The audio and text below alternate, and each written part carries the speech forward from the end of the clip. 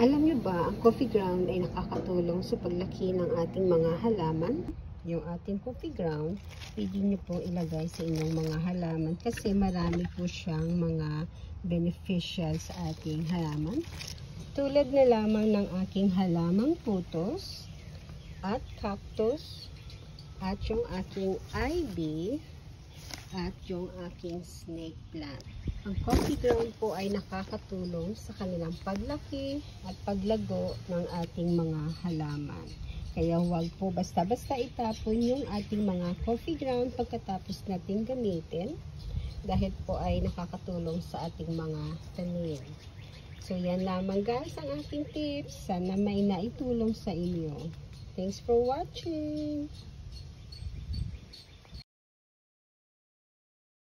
Alam niyo ba, ang coffee ground ay nakakatulong sa paglaki ng ating mga halaman. Yung ating coffee ground, pwede niyo po ilagay sa inyong mga halaman kasi marami po siyang mga beneficial sa ating halaman. Tulad na lamang ng aking halamang putos at cactus at yung aking ivy at yung aking snake plant. Ang coffee ground po ay nakakatulong sa kanilang paglaki at paglago ng ating mga halaman.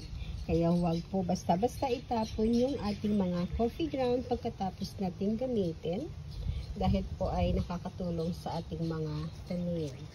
So yan lamang guys ang ating tips. Sana may naitulong sa inyo. Thanks for watching!